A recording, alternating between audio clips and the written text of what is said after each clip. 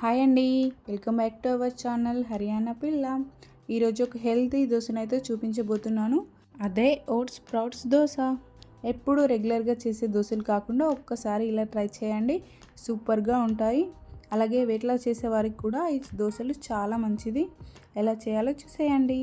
ముందుగా 2 కప్పుల ఓట్స్ని వాష్ చేసుకుని ఒక 1 అవర్ నానబెట్టుకోవాలి. ఇక్కడ నేను సఫాలో ఓట్స్ యూజ్ చేస్తున్నాను.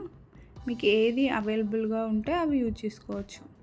ఇందులో నెక్స్ట్ ఇంగ్రీడియంట్స్ స్ప్రౌట్స్, మొలకెత్తిన గింజలు. ఇక్కడ నేను పెసలు, శనగలను అయితే యూజ్ చేస్తున్నాను. మార్నింగ్ టైంలో నానబెట్టేసుకొని ఈవినింగ్ టైంలో వాటర్ అన్నీ వడగట్టేసి ఒక క్లాత్లో పెట్టి నెక్స్ట్ డే మార్నింగ్ వరకు ఉంచామంటే ఇలా మొలకలు అయితే వచ్చేస్తాయి. ఇప్పుడు ఒక మిక్సీ జార్ తీసుకొని అందులో 2 కప్పుల స్ప్రౌట్స్ వేసుకోండి. 2 కప్పుల ఓట్స్కి 2 కప్పుల స్ప్రౌట్స్ అయితే పర్ఫెక్ట్గా సరిపోతాయి.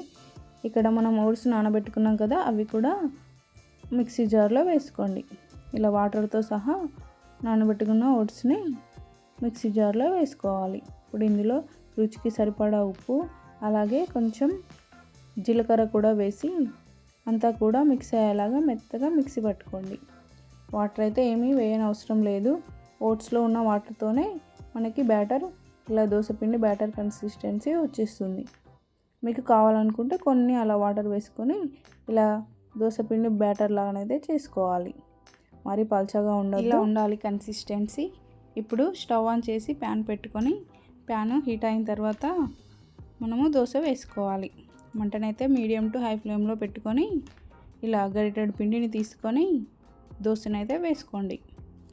దోశ కొంచెం ఫ్రై అయిన తర్వాత పైనుండి నేను అవిసె గింజల పౌడర్ని అయితే వేస్తున్నాను. అదే ఫ్లాక్స్ సీడ్స్ పౌడర్ అంటారు కదా, అదైతే వేస్తున్నాను.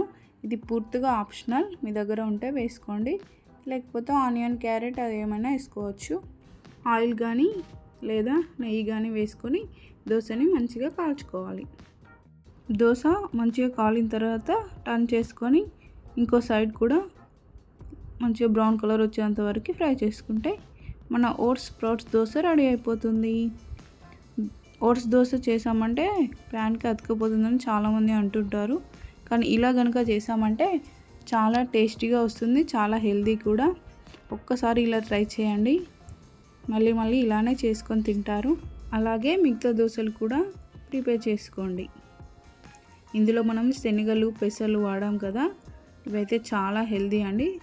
రోజుకి కనీసం గుప్పెడు శనగలైనా తినాలని మన పెద్దవాళ్ళు చెప్తుంటారు కదా, అందుకనే నేను ఇలా హెల్తీగానైతే దోశను ట్రై చేశాను. దోశలు కూడా చాలా క్రిస్పీగా వస్తాయండి.